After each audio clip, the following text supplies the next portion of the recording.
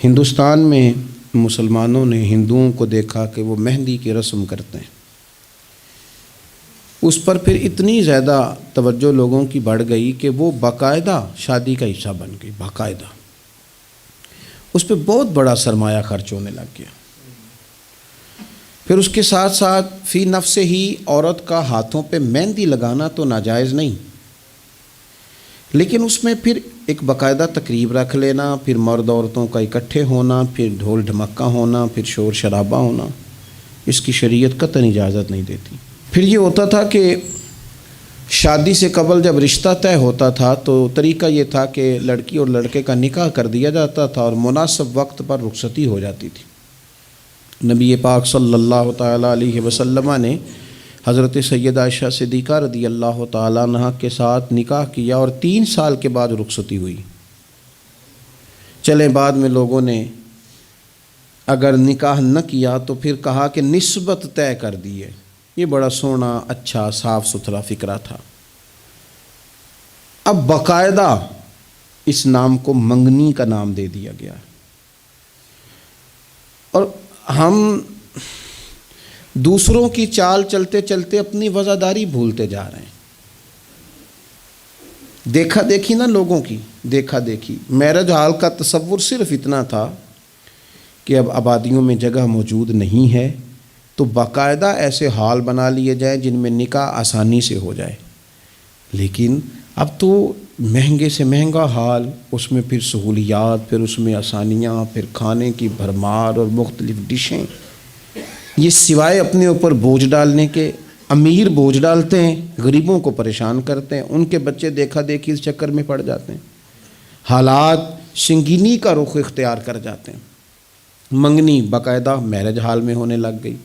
اللہ تعالیٰ معاف فرمائے تو وہاں بھی مردوں عورتوں کا اختلاط ہے باقاعدہ۔ ابھی اس کا نکاح نہیں ہوا، وہ تو غیر محرم ہے، اس کو انگوٹھی دی جاتی ہے پہنانے کے لیے، اور لڑکا لڑکی کے ہاتھ میں انگوٹھی پہنا رہا ہے۔ ناراض نہ ہونا، حاجی صاحب بھی کھڑے ہوتے ہیں، نمازی صاحب بھی کھڑے ہوتے ہیں، وہ صاحب بھی کھڑے ہوتے ہیں جو مذہبی تقریبات میں آگے آگے دکھائی دیتے ہیں، لیکن یہاں دین ہی نہیں یاد آ رہا۔ کوئی شخص کلام کرنے کو تیار ہی نہیں ہے کہ میاں یہ تو حرام ہے، حرام ہے، اشد حرام ہے۔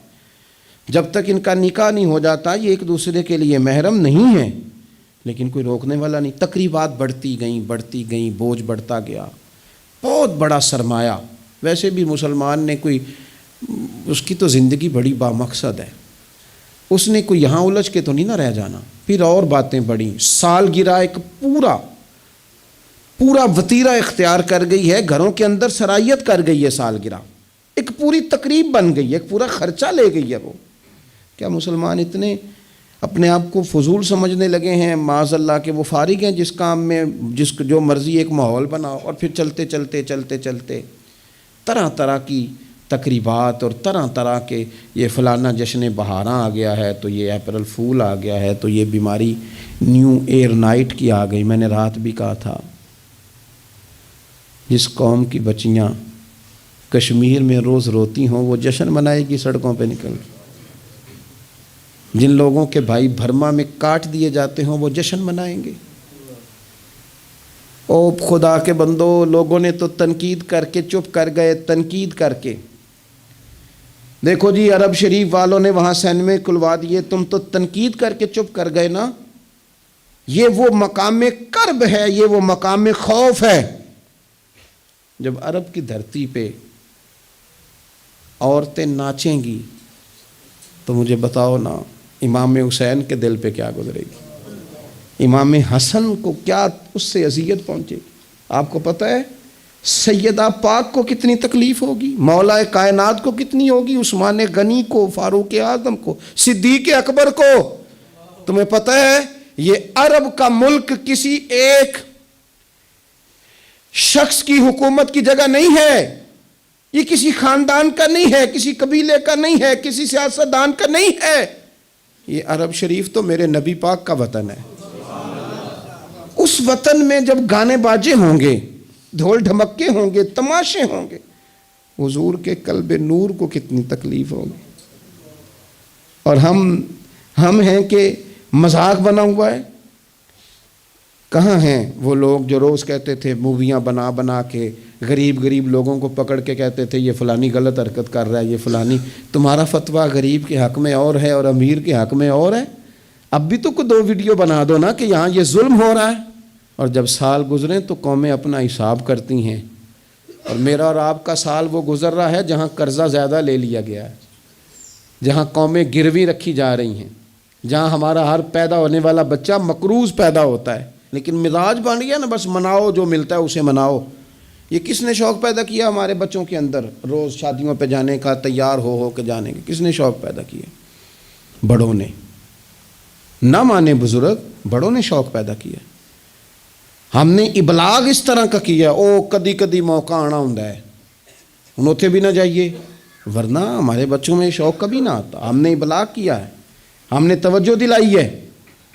بچے چھٹیاں کر رہے ہیں، یہ ہم پریشان ہیں ان دنوں میں. پیپر بچوں کے قریب ہیں مدرسے کے، اور چوتھے دن کو بچہ درخواست لے کے آ جاتا ہے فلانے کی شادی ہے، فلانے کی شادی ہے. میرے ابا جی کہا کرتے تھے، تھوڑے سے ہم بڑے ہوئے تو ابا جی شادی پہ جانا ہے تو کہتے تھے جوان منڈے دا کی کام میں ویاواں تے جانے دا، ہم جائیں گے نا تمہاری اماں جائے گھر رہو آرام سے. ہمارے پرانے بزرگ اس طرح کی تربیت کرتے تھے. کہتے تھے تمہارا مطلب کیا، اس شادی پہ تم نے کیا کرنا؟ اور یہاں سارا کام ہی بچے اور بچیوں کو دے دیا گیا، بچے اور بچیوں کو. اور تیار کر کے نہیں جاتا. کسی خاص جگہ پہ کوئی مجبوری ہو جائے، قربت اتنی زیادہ ہو کہ رہا نہ جائے، تو کبھی نکاح پڑھانے کے لیے جاؤں نا تو بس میرے کانوں سے آواز ٹکراتی نہیں، لیکن میں سمجھ جاتا ہوں کہ کیا باتیں گونج رہی ہیں. اور پردہ ہی کر لو تھوڑا سا. وہ کہتے ہیں پردہ، یہ بچی کے نکاح کی مووی نہ بنی تو فلم ہی نہیں مکمل ہوگی. اس خوشی کے موقع پر بھی آپ یہ کہہ رہے ہیں کہ لو جی پردہ کرو اور دوپٹہ لو، تو اتنے پیسے دیے وہ بیوٹی پارلر والے کو، وہ کدھر جائیں گے؟ کون ہیں یہ لوگ سارے؟ میں اور آپ نہیں ہیں، ہم ہی تو ہیں یہ سارے. یہ کس پر تنقید کر کے ہم چپ کر گئے ہیں؟ ہم سارے خود ہیں، اور ہم سب مل ملا کے اس سوسائٹی کا حصہ بنتے جا رہے ہیں. اب تو بھائی وہ مہنگے میرج ہال کے اندر جب میرج ہال لیا جاتا ہے تو ایک سمت عورتیں، ایک سمت مرد، اور بیچ میں پردے کا بندوبست بھی نہیں کرایا جاتا، چونکہ یہ تو دکھیا نوس لوگ ہیں جو پردہ کراتے ہیں. وہ کہتے ہیں وہ لو اتنی تیاری کی، کپڑے دکھانے کس کو ہیں؟ تم پردہ کرا رہے ہو. خدا سے ڈریں. مسلمان ان ابس کاموں کے لیے نہیں ہے. تو اونچے مقاصد کے لیے آیا. تو دیکھنا تیری تو بڑی عظمت ہے. کنتم خیر امۃ اخرجت للناس تأمرون بالمعروف وتنہون عن المنکر. تجھے تو بھیجا تھا کہ تو دنیا میں خیر عام کرے گا، برائی کا ہاتھ تھامے گا. تو کہاں الجھ کے رہ گیا؟ اپنی تقریبات پر تھوڑی توجہ دیں. ایک تو یہ خوشی کی تقریبات، پھر ایک غم کی تقریبات.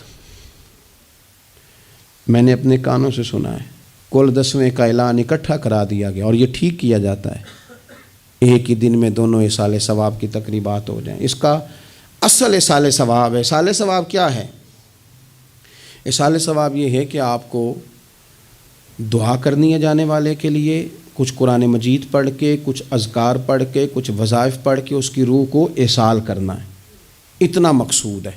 بڑی غور سے، مجھے تھوڑا ٹائم دیں گے آپ 2-3 منٹ کا صرف، اور میری بات پہ نا خاص توجہ کریں. خاص بات کرنا چاہتا ہوں. اگر اس میں کھانا پکانا ہے نا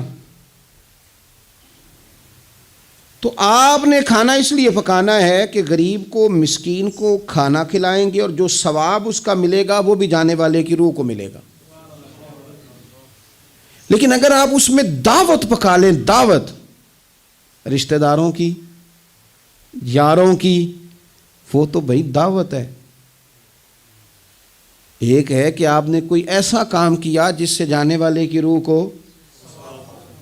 ہوٹل میں بیٹھ کے کھانا کھایا 4 بندوں نے، موج کی، مرضی کا انہوں نے گوشت اڑایا، تو وہ کہیں اس کا ثواب جائے گا. یہ جو دعوت کا لفظ ہے نا، کہ دعوت کی، امیر لوگ سارے اکٹھے کیے، رشتہ دار، دوست احباب، سیاسی سب آ گئے. اب آپ نے وہ دعوت کی اور نام آپ نے ختم شریف کا دے دیا. آپ تھوڑی گہرائی سے سوچیں کہ یہ ختم بنتا ہے؟ ویسے ذہن قبول کرتا ہے کہ یہ ختم شریف ہے؟ اب میں کہہ لوں، اب میں یہ بات کر لوں کہ ہمارے ہاں کچھ ولیمہ نما چہلم بھی ہوتے ہیں. ولیمہ نما چہلم، وہ ٹائٹل چہلم کا ہے اور اندر جا کے دیکھو تو ماحول سارا ولیمے کا ہے. تو یہ سال ثواب ہے. آپ بتائیں ذمہ داری سے کہ یہ سال ثواب ہے؟ آپ غرباء کی دعوت پکائیں گے، غریبوں مسکینوں کی، ان کی دعوتیں اعلیٰ حضرت بریلوی رحمۃ اللہ نے لکھا ہے جائز نہیں ہے دعوت کرنا اس طرح. ہاں آئے ہوں کھانا کھا جائیں، فی نفس ہی رشتہ داروں کو کھانا کھلانا دعوت کھلانا ثواب ہے، لیکن ختم کو چیلم کو 10ویں کو دعوت بنا لینا یہ درست؟ ویسے ان کو دیں آپ ثواب ہے. لیکن ہمارے ہاں تو مطلب عجیب سا ایک ماحول ختم شریف، یعنی کل 10ویں کا اکٹھا اعلان ہو گیا، میں موجود تھا تو کہنے لگے ویکھو انہیں پیسے لگے جے بچان. خدا کے بندو یوں تو نہ کرو. ایک ان کا والد چلا گیا، والدہ چلی گئی، کوئی عزیز چلا گیا، اور دوسرا یہ کہ آپ یہ بتائیں گھر سے روٹی نہیں ملتی صرف ختم کی ملتی ہے. اتنی چھوٹی سوچ کون پیدا کرتا ہے؟ یہ تو ماحول میں ہی ایسی باتیں نہیں ہونی چاہیے. میں آپ کو کہہ رہا ہوں، میں مولوی صاحب ہو کے مسجد کا خطیب ہو کے، حالانکہ چیلم پہ ڈیوٹی مولوی صاحب کی ہے، ان کو تو موقع ملنا ہے 10ویں کا بھی، چیلم کا بھی، کل کا بھی، لیکن مولوی کا بھی تو کول ہونا ہے نا. اسے بھی تو خیال کرنا چاہیے کہ جو چیزیں درست ہیں صرف اتنی درست ہیں، حد بندی سے باہر جائے تو چیز ٹھیک نہیں رہتی. اس لیے ان تقریبات کو بھی یقین کریں. کل شریف پہ ماحول دعوت کا نہ ہو. میں آپ کو ذمہ داری سے کہتا ہوں، کسی کا باپ فوت ہو جائے تو جتنی اچھی دعا وہ مانگ سکتا ہے درد سے اتنی کوئی اور نہیں مانگ سکتا. لیکن وہ تو دعوت پکا رہا ہے نا، وہ تو دیگوں پہ ہے، وہ تو ٹینٹ کا سامان اکٹھا کر رہا ہے، وہ تو ترتیب لگا رہا ہے. اور میں ذمہ داری سے کہتا ہوں کل سے پہلے 10ویں کے بعد چیلم کے بعد بیٹوں کی لڑائی ہوتی ہے کہ خرچہ زیادہ ہے تم حصہ نہیں پورا دے رہے. یہ سال ثواب ہے؟ تیرے ذمہ 25,000 ہے، تیرے ذمہ 30,000 ہے، یہ سال ثواب ہے؟ یہ غلط چیز ہے. کیونکہ آپ ایک ماحول ہے دعوت کا، ایک ماحول ہے دعا کا، ان دونوں میں فرق ہے. جہاں دعا کا ماحول ہوگا نا وہاں نہیں یہ ٹینٹوں کا چکر، روٹیوں کا چکر، یہ آنے جانے والوں کا چکر، میرج حال، وہاں نہیں. وہاں تو لوگ قرآن شریف پڑھیں گے، وہاں تو گھر والے بھی بیٹھ کے تسلی سے تسبیح کریں گے اور پھر تسلی سے آنسوؤں سمیت رب کی بارگاہ میں دعا کریں گے. دعوت اور دعا کا ماحول ہی الگ الگ ہے. اس لیے جو ہماری تقریبات اصال ثواب کی ہیں. اور پھر میں آپ سے عرض کروں، امیر بڑے بڑے چیلم کرتے ہیں، غریبوں کو مشکل میں ڈال دیتے ہیں. مشکل میں پتہ نہیں بیچاروں کا بیماری پہ کتنا کو خرچ ہو گیا ہے، کہاں کہاں سے قرضہ اٹھایا ہے، کتنی تکلیف صحیح ہے. پھر آپ نے کل شریف پہ بھی بہت بڑا اہتمام کا کہہ دیا، پھر 10ویں پہ بھی کہہ دیا، پھر چیلوں پہ بھی کہہ دیا. نہیں، کچھ لوگ زبان سے کہتے لیکن بڑی تکلیف میں آ جاتے، بڑی آزمائش، بڑی ساری دکھ بھرا معاملہ ہوتا ہے. اور میں نے دیکھا ہے، چونکہ میرا شعبہ ہے، میں نے قریب جا کے دیکھا ہے، لوگ سوال جواب کر رہے ہوتے ہیں، جناب آپ کیسے کر کے کریں، کس کو دکھ بتائیں. ایک ماں کے جانے کا دکھ، باپ کے جانے کا دکھ، بھائی کے جانے کا دکھ، اور ایک یہ والا دکھ. نہ کریں یہ کام. ہمارا دین جہاں ہمیں تکلیف نہیں دیتا اپنے آپ کو تکلیف میں نہ ڈالیں. اصال ثواب ضرور کریں، فی نفس ہی اس کا بہت اجر و ثواب ہے، لیکن مشقت والا کام میں درد سے کہ غریبوں کا بھلا کر دو، پر ان کو جا کے مشورہ دو کہ یار مہربانی کرو، ایک ہی ختم کافی ہے. بڑا ختم کول والے دن ہو گیا، اب جائیں لوگ اپنے گھروں کو. چیلم والے دن بس ٹھیک ہے. میں تو آپ کو مشورہ دوں گا کہ آپ کسی مسجد میں گھر سے سارے لوگ چلے جائیں، مسجد کے نمازی بیٹھے ہیں، وہاں جا کے آپ کہیں جناب قاری صاحب یہ تھوڑا ختم شریف پڑھ دیں. آپ کو بہت بڑا اعلان کرانے کی بھی ضرورت نہیں، آپ ختم شریف پڑھ دیں. دیکھو نا میرے نبی پاک صلی اللہ علیہ وسلم، اللہ کرے حضور کی ادائیں نور بن کے ہمارے دلوں میں اتر جائے اور وہ نہ اندر رہ جائیں ہمارے. یہ دیکھو اصال ثواب. حضرت سیدنا سعد بن معاذ رضی اللہ تعالیٰ عنہ کا وصال ہو گیا، قربان جائے. نصیب دیکھو، حضور ان کی قبر پر کھڑے ہو گئے. قبر میری تے میرے اپیرا جے کر پاویں پھیرا. حضور قبر پہ کھڑے ہو گئے اور پھر نبی کریم نے تسبیح پڑھی، پھر تحلیل پڑھی، پھر تکبیر پڑھی، دیر تک پڑھتے رہے. پھر حضور نے پتہ کیا فرمایا؟ فرمایا تمہارے بھائی کی قبر تنگ ہو گئی تھی، میں نے تسبیح پڑھی ہے تو اللہ نے کشادہ کر دی ہے، کھول دی ہے قبر. تو جاؤ نا ابا جی کی قبر پہ، پڑھو نا وہاں اللہ اکبر اللہ اکبر اللہ اکبر، پڑھو نا وہاں جا کے الحمدللہ الحمدللہ وہاں پڑھو جا کے، وہاں جا کے کہو لا الہ الا اللہ لا الہ الا اللہ لا الہ الا اللہ محمد الرسول اللہ صلی اللہ علیہ. پڑھو جا کے وہاں سورہ یاسین، پڑھو جا کے سورہ ملک، پڑھو جا کے وہاں قرآن مجید، دیکھو معاملات ٹھیک ہو جائیں گے. یہ سال ثواب کی ترتیب بنائیں، گھر میں بھی یہ سال ثواب کریں تو ذرا درد سے، ذرا ذوق سے، ذرا اچھی طرح پڑھ کے، لیکن دعوتیں نہ بنائیں. کل 10ویں چیلم کو دعوتیں، یعنی مل بیٹھو، کپڑے نئے نکالو، پوری تیاری کرو اور جناب وہاں جاؤ اور جا کے کھانا کھاؤ اچھا سا خوبصورت سا، اور ساری توجہ ہی کھانے پہ، چونکہ وہ اس کو پتہ ہے کہ جس طرح شادی میں کھانا کم پڑ گیا تو عزت نہیں ہوگی، اس طرح اگر چیلم پہ کم پڑ گیا تو پھر بھی رسوائی ہوگی. تو جب کھانے پہ لگ جائیں گے تو دعا تو رہ گئی، جانے والے کا فائدہ نہ ہو سکا. دو ایک باتیں مزید اسی عنوان پر. اللہ تعالیٰ نے قرآن مجید میں یہ فرمایا کہ کل بفضل اللہ و برحمتہ فبذالک فلیفرحوا. اے محبوب علیہ السلام، آپ اپنے غلاموں سے فرما دیں کہ جب اللہ کا فضل اور اس کی رحمت ملے تو پھر خوشی منایا کریں، اظہار مسرت کریں. امام فخر الدین رازی رحمۃ اللہ علیہ نے یہاں ایک بات لکھی ہے جو بڑی خوبصورت ہے اور بڑی سمجھنے والی ہے. امام رازی رحمۃ اللہ علیہ فرماتے ہیں کہ یہ خوشی اس لیے نہیں منانی کہ انعام ملا ہے، خوشی اس لیے منانی ہے کہ رب کی طرف سے ملا ہے. خوشی اس لیے منانی ہے کہ محبوب نے دیا ہے. تو جب محبوب دے نا، وہ چند دن پہلے بڑا لطف آیا، بس ایک بات ہے بھولتی نہیں، سے ثبوت نہ منگو میتھوں نظر کرم قد ہوئی. اے میں جانا یا دل پر جانے غیر نہ جانے کوئی. یہ اس لیے خوشی منانی ہے کہ نظر کرم ہوئی ہے، اللہ نے نوازا ہے. تو اب جب اس لیے خوشی منانی ہے کہ اللہ نے دیا ہے تو پھر خوشی بھی وہی منانی ہے جس سے اللہ راضی ہو، اسی انداز میں رہنا ہے جس میں رب رسول راضی ہوں. تقریبات میں 2-3 چیزوں کا خاص خیال. ایک تو خرچ حد سے زیادہ نہیں ہونا چاہیے، اعتدال کے ساتھ خرچ کریں، فضول خرچی سے بچیں. ہماری شادیوں میں اتنا زیادہ خرچ ہوتا ہے، اتنا زیادہ خرچ ہوتا ہے، اور یہ چونکہ ہماری طبیعت ہے نا، ہم کسی نہ کسی بات میں اپنے آپ کو خود بخود ایموشنل کر لیتے ہیں. میرا پہلا منڈا ہے تو میں زور لانا ہے، سارے چاہ کرنے، پھر میرا آخری ہے تو ہن بھی میں سارے چاہ. او دیکھو جی آخری شادی ہے، او یہ آخری نہیں ہے میرے بھائی. کس نے آپ کو کہا؟ دعا کریں نا اللہ بیٹے کو بھی بیٹے دے، اللہ بیٹے کو بھی بیٹیاں دے، تو ان کی بھی شادیاں ہوں، تو آخری تو نہ ہوئی. کیوں؟ مطلب آپ بلا وجہ اپنے آپ کو خود بخود ایموشنل کر کے. اور یہ اتنی کبھی طبیعت ہے بعض لوگوں کی کہ وہ کہتے ہیں وہ دکھانا ہے. آج آپ شادی کی تقریبات کو فضول خرچیوں سے بچائیں. قرآن مجید نے کیا کہا کلو وشربو ولا تسرفو، کھاؤ بھی پیو بھی، فضول خرچی نہ کرو، اعتدال میں رہ کے کرو سارا کام، لیکن میانہ روی میں، اعتدال میں. ایک قرضہ وہ ہے جو انسان مجبور ہو کے لیتا ہے، کوئی مجبوری آ گئی، کوئی تنگ دستی آ گئی، کوئی نقصان ہو گیا. ایسے مقروض کے ساتھ تو نبی پاک صلی اللہ تعالیٰ علیہ وسلم نے نا اظہار ہمدردی فرمایا ہے.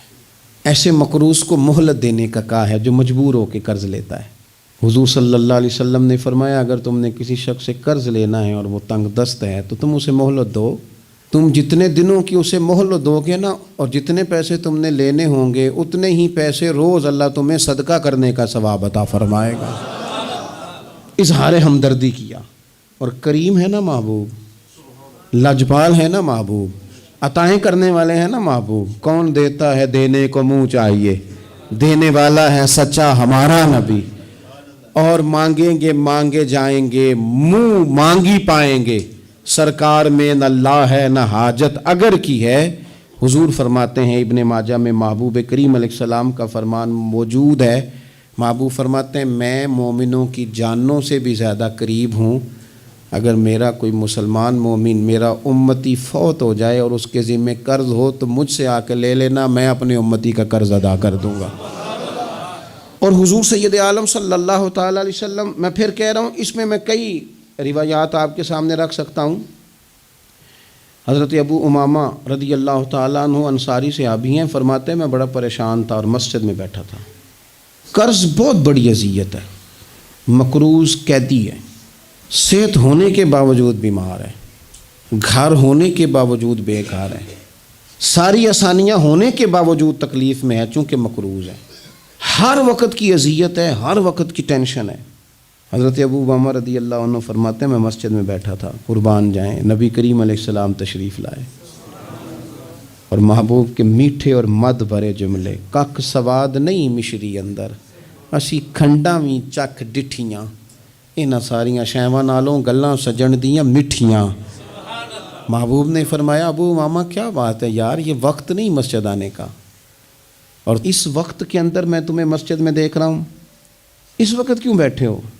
عرض کرنے لگے حضور مجھے قرض نے پریشان کر دیا، آزمائش میں آ گیا ہوں، حضور کیا کروں؟ تو نبی کریم نے فرمایا میں تمہیں دعا سکھاتا ہوں نا۔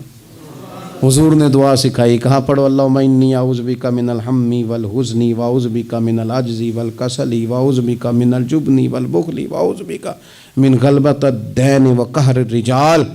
فرمائے اس دعا کو پڑھا کرو اللہ خیر کر دے گا۔ حضرت ابو امامہ فرماتے ہیں لوگوں میں نے یہ دعا پڑھی، میرے نصیب دیکھو، پڑھی میں نے پر سیکھی میں نے ڈائریکٹ حضور سے ہے۔ میں نے یہ دعا پڑھی، اللہ نے میرے قرضے بھی دور کر دیے اور میرے غم بھی سارے دور کر دیے۔ ہمارے تو وظیفے میں اعلیٰ حضرت نے اس دعا کو شامل کر دیا، فرمایا اسے پڑھو، صبح بھی پڑھو شام بھی پڑھو، غم بھی دور ہوں گے، قرضے بھی دور ہوں گے۔ اور یہ روایت سنن ابو داؤد شریف میں موجود ہے۔ عزیز بھائی، نبی پاک اظہار ہمدردی کرتے، لیکن جو بندہ جان بوجھ کے قرضہ لے، جان بوجھ کے قرضہ لینے سے مراد کیا ہے؟ شہرت کے لیے، دکھاوے کے لیے، زیادہ خرچے کرنے کے لیے، مہنگی شادی کرنے کے لیے جو بندہ قرضہ لے، اس کے بارے میں پتہ ہے رسول کریم صلی اللہ تعالیٰ علیہ وسلم نے کیا فرمایا؟ محبوب فرمانے لگے، یہ المستدرک میں موجود ہے، ذرا لفظ دیکھیے گا حدیث کے، حضور فرمانے لگے میں کفر اور قرض سے اللہ کی پناہ مانگتا ہوں۔ میں کہہ چکا ہوں کہ شارحین حدیث نے لکھا یہ وہ والا قرض ہے جو بندے نے شہرت کے لیے لیا، خرچے بڑھانے کے لیے لیا، مہنگی شادی کرنے کے لیے، دکھاوے کے لیے کام کرنے کو لیا، مجبور نہیں تھا، جان بوجھ کے لیا۔ حضور فرمانے لگے میں کفر اور قرض سے اللہ کی پناہ مانگتا ہوں۔ تو صحابی نے عرض کی یا رسول اللہ آپ قرض اور کفر کو برابر کر رہے ہیں، ایک جگہ ذکر فرما رہے ہیں؟ تو حضور نے فرمایا ہاں میں ایک جگہ ذکر کر رہا ہوں، میں ان دونوں کا ذکر اکٹھا کر رہا ہوں، کفر اور قرض۔ اتنی بڑی بات، اعتدال میں رہیں، کم سے کم قرضے، اور یہ سارا کچھ ہو سکتا ہے، کوئی مشکل کام نہیں ہے۔ دوسری بات، ایک تو شادی میں خرچ کم سے کم کریں تقریبات میں، اور دوسری بات یہ کہ تھوڑا سا نا پردے کا اہتمام ہو۔ میں کوئی تنقید نہیں کرتا، طنز نہیں کرتا، چونکہ ہماری بہنیں مائیں بیٹیاں ہوتی ہیں، ہم نہیں انہیں سمجھانا ہے، ان کو ذرا سمجھائیں، ان کو یہ بتائیں کہ قیمتی چیزیں جو ہوتی ہیں وہ پردوں میں ہوتی ہیں۔ ہمارے گھر میں 20 تولے سونا پڑا ہو تو ہم نے کبھی نہیں باہر نکل کے بتایا کہ پڑا ہے، کیونکہ قیمتی ہے نا، تو پردے میں رکھا ہوا ہے، اس کی چابی کا بھی ہم خیال رکھتے ہیں کہ کہیں گم نہ ہو جائے۔